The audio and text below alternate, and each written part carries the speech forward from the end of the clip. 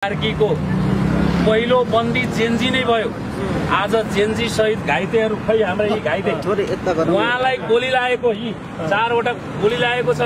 ती दुईटा गोली हैन, दुईटा खुट्टामा दुईटा गोली लागेको घाइतेको लागि हामी चाहिँ एकछिन आफ्नो सभा गर्ने, शान्तिपूर्वक हामी र्याली गर्छौं। सरकारले हामीलाई जबरजस्ती त्यहाँबाट टिपेर फोरमा ल्याएर हालेको छ। सरकारको यो दमन र सरकार अब कसबाट सञ्चालित छ आई डोन्ट नो, तर हामी चाहिँ जेन्जीले न्याय पाउनुपर्छ। यस्ता शहीदहरू घाइतेहरूले न्याय पाउनुपर्छ भनेर हामी शान्तिपूर्ण हाम्रो प्रदर्शन थियो। म यसको स्वयं संरक्षक हो र यसको हाम्रो सुरेन्द्र भट्टी मगर उहाँ चाहिँ संयोजक हुनुहुन्छ। हामीलाई त्यहाँ कार्यक्रम गर्न दिएन। हामी वैधानिक रूपमा सिडिओ कार्यालयमा गएर हामी आफ्नो इजाजत लिएका थियौं। आजको कार्यक्रमको हामी पर्मिसन लिएका थियौं। पछि यहाँ केही भिजिलान्तेहरू, केही नक्कली जेन्जी भन्नेहरू यो आन्दोलनलाई पिथोल्नको लागि नक्कली सही गरेर सिग्नेचर गरेर राति अफवाह फैलाए। आजको सभा हाम्रो छैन, आज हाम्रो कार्यक्रम छैन भनेर अफवाह फैलाए र यसमा यो सिडिओको पनि ठूलो भूमिका छ। जब स्वयं आधिकारिक व्यक्ति सुरेन्द्र घट्टी मगरको कुनै सिग्नेचर छैन, कुनै फिर्ता लिने कुनै कार्यक्रम छैन, नक्कली व्यक्तिहरूले त्यहाँ सिग्नेचर गरेर त्यो प्रेस विज्ञप्ति सार्नी गरे र यसको मुख्य भूमिका अहिलेको यो वर्तमान सिडिओले खेलेका छन्। यो सिडिओलाई पनि खबरदार, तपाई गलत काम गरे भने गलत काम गर्नेहरूलाई यो जेन्जीहरूले त सजाय दिएका छन् नि, भोगेको होला नि। अब चाहिँ तपाई यस्ता गलत काम गर्नेहरूको विरुद्धमा हाम्रो आन्दोलन हो र जेन्जीले न्याय पाउनुपर्छ। जेन्जीले मात्र हैन, जेन्जीले उठाएका मुद्दाहरू यदि सम्बोधन गरिएन भने हामी लाइट पुस्ता मान्छेहरू जिउँदो छौं, हामी प्रकाश पुस्ताका मान्छे हौं। हामीलाई थाहा छ देशलाई कसरी रोशनी देखाउनुपर्छ। यी गद्दारहरू मर्दानगी नाप्ने हो भने छातीको त चौडाइले नापेर देखाऊ। यो ओम प्रकाश अर्याल हिजो म्यान पावर दलाल व्यवसायी हो। यो अहिले म ओम प्रकाश अर्यालसँग म सोध्न चाहन्छु, बालनको तपाईको सल्लाहकारबाट राजीनामा दिनु भएको छ कि छैन? त्यो दिएर आउनुस्, देशको लागि राम्रो काम गर्नुस्, जेन्जीको पक्षमा काम गर्नुस्। तपाई गलत काम गर्नुभयो भने तपाईलाई पनि अस्ति टेलर देखेको छ, फिल्म देखाउन बाँकी होला, फेरि तपाई पनि त्यो भोग्नुपर्छ। जनताको पक्षमा काम गर्नको लागि तपाईहरुलाई हामी चाहिँ खबरदारी गर्नको लागि हामी तपाईहरुको पक्षमा, जेन्जीको पक्षमा, यो आन्दोलनको पक्षमा आन्दोलनको मुद्दाहरू संस्थागत गरिदिनुस्। यो देश र जनताप्रति साँच्चीकै इमानदार बनिदिनुस्। त खबरदारी गर्न हामी मात्र उपस्थित भएको। तर देश अब दुर्घटनामा जाँदैछ। यदि दुर्घटनामा गयो भने यी व्यक्तिहरू आज हाम्रा हातमा हतकडी लागेको छ। हामी देशको आवाज बोल्दाखेरि, यी हाम्रा घाइते भाइहरूको आवाज बोल्दाखेरि हतकडी लागेको छ। यो हतकडी ओम प्रकाश अर्याल र सुशीला कार्कीको हातमा लाग्न नपरोस्। तपाईहरु राम्रोसँग काम गर्नुस्। तपाईहरुलाई खबरदारी गर्न आएको हौं। जनतालाई विरोध प्रदर्शन, जनताको मौलिक अधिकारलाई हनन नगर्दिनु होला। बोल्न दिने अधिकार हो, बोल्न दिनुस्। बोल्न पनि हामी पाएनौं। हामी त्यो ठाउँमा जाने बित्तिकै सबभन्दा पहिला मलाई त्यहाँबाट टिपेर ल्याइयो। तपाईहरु सबैजना त्यहाँ उपस्थित हुनुहुन्थ्यो हैन। म यो कार्यक्रमको आजको संरक्षक थिएँ र त्यसैभरिका यो जेन्जी समूहहरूलाई एउटा अभिभावक त एउटा ग्रहण गर्न जरुरी छ। त्यो अभिभावक बन्दिन कोही मान्छे जरुरी छ। यो देशमा अहिले हेर्ने हो भने यो जेन्जीमाथि अन्याय भएको छ। त्यसको जिम्मेवारी हामी लिएर हामी अगाडि बढेका छौं। तपाई जेन्जी समूहको प्रतिनिधि भएर आउन खोज्नु भएको थियो कि हैन? हामी घाइते, हाम्रा घाइते भाइहरू, हाम्रो एनटेक जेन टिम भनेर अहिले हामी बनाएर न्यायको लागि, पारदर्शिताको लागि हामी आज 20-21 दिनदेखि हामी मैतीगर मण्डलमा हामी भनिरहेछौं। हाम्रो 23 गते एउटा प्रदर्शन छ। त्यसमा घाइते र शहीद परिवारहरू आउँछन्। यो सरकारले हामीलाई सघाइदिनु होला। सरकारको सिडिओ कार्यालयमा हामी गएर अनुमति पनि लिएर आएको भने यो दोहोरो चरित्र नखेल्नुस्। दोहोरो चरित्र खेल्यो भने गलत हुन्छ। हामी उहाँ घाइतेको कुरा तपाईहरु सुन्नुस्। घाइतेहरू आफ्नो बोल्ने आवाज राख्ने ठाउँ पनि छैन। यो त्यो भएको कारणले गर्दा तपाईहरुले कुनै पनि अनुमति नलिएको भनेको छ त प्रहरीले। अनुमति हामी भोलि पत्रकार सम्मेलन गरेर सार्ने गर्छौं। हामीले अनुमति लिएको हो कि हैन, मैतीगर मण्डला सार्निक स्थान हो कि हैन, घाइते र शहीद परिवारले आफ्ना कुरा राख्न पाउँछ कि पाउँदैन, भोलि पत्रकार सम्मेलन गरेर हामी रिपोर्टर्स क्लबमा पत्रकार सम्मेलन गरेर सुरेन्द्र घट्टीले बेलुका नै निस्किए गर्नु भएको छ भनेर प्रेस सुरेन्द्र घट्टी पनि ती भाइ पनि अहिले आउँदैछन्। हैन फिर्ता लिएको कुरा मेरो मोबाइलमा छ, तपाईहरु हेर्न पाउनुहुन्छ।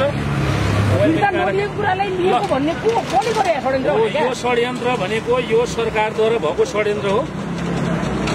हामीले यी इजाजत लिएको तपाईको क्यामेरामा देखाइदिनु होला। तपाईँहरूलाई त अनौपचारिक समूह भनेर प्रेस विज्ञप्ति भनिरहेको थियो स्टुडियो कार्यालयको प्रेस विज्ञप्तिमा।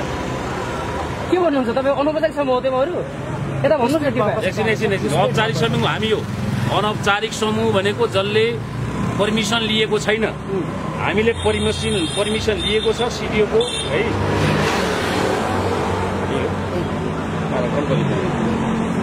बेलुका रद्द भयो भन्ने पनि तपाईँहरूले दिनुभयो होला नि? यो तपाईँहरू यो खिचेर चाहिँ सार्ने गरिदिनु होला प्लिज है साथीहरू।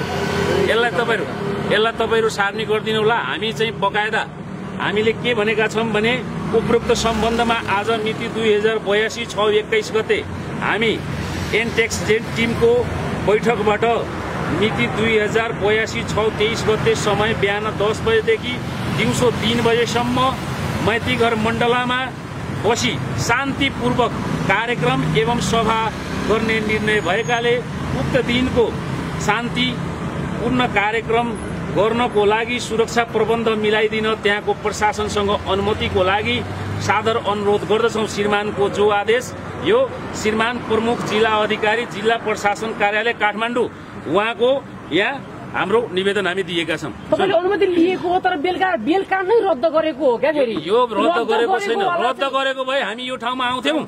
रद्द गरिसकेपछि को मान्छे आउँछ? नाटक गर्ने हो? रद्द गर्ने यहाँ कार्यक्रम गर्ने कोही आउँछ? तर प्रहरीले तपाईले त्यही भन्यो हो त। प्रहरीको यो एउटा षड्यन्त्र हो। यो सरकार डरायो। यो सरकार आफ्ना गतिविधि आफ्ना गलत कर्म गर्दैछ। केही न केही दालमा कुछ काला है, केही न कुछ काला छ। त्यसकारणले गर्दा यो सरकार डरायो।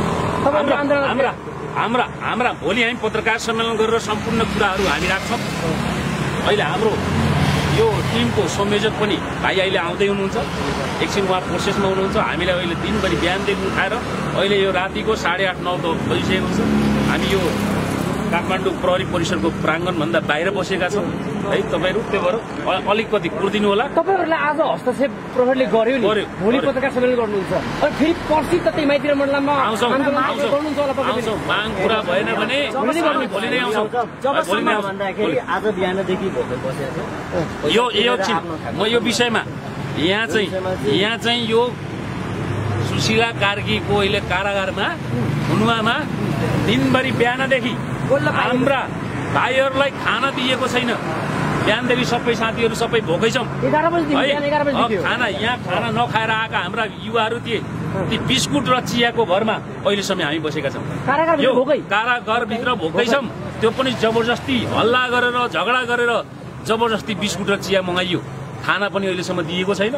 यो एकदम मानव अधिकार हनन हो र यसको विरुद्धमा पनि हामी सरकारसँग जवाब माग्छौँ। एन्टेक जेट कार्य कुनै पनि हालतमा माइतीघर मण्डलमा आन्दोलनमा उत्रिन्छ। अब उत्रिन्छ र एन्टेक जेट मात्र होइन। म प्रकाश पुस्ता, म पनि यसको म संयोजक हो। देशैभरिको यो प्रकाश पुस्ताका मान्छेहरू उत्रिनेछ। यसको लागि म चेतावनी शान्तिपूर्ण हुन्छ कि हुँदैन? शान्तिपूर्ण हुन्छ।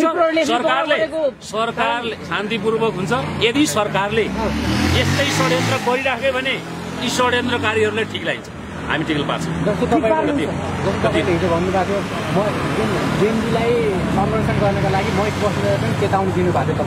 हो समात्नु पर्ने महेश बस्नेतलाई आज समात्य छ। यो देशको देशभक्तहरूलाई समात्नु पर्ने कसलाई? यो कारागारभित्र को हुनु पर्थ्यो? डराउने मुटु हुनु पर्यो के शासन चलाउनको लागि?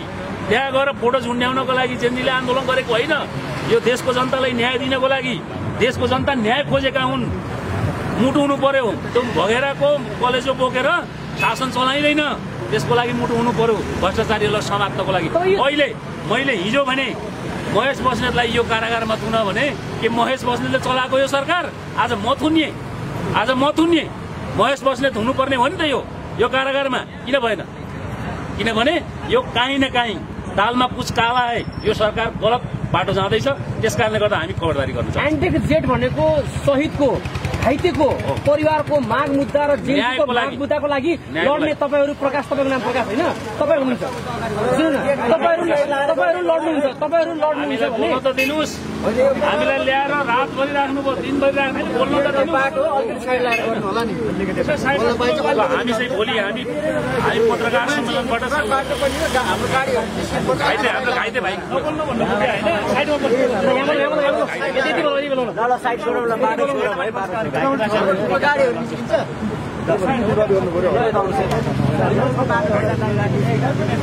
हजुर हजुर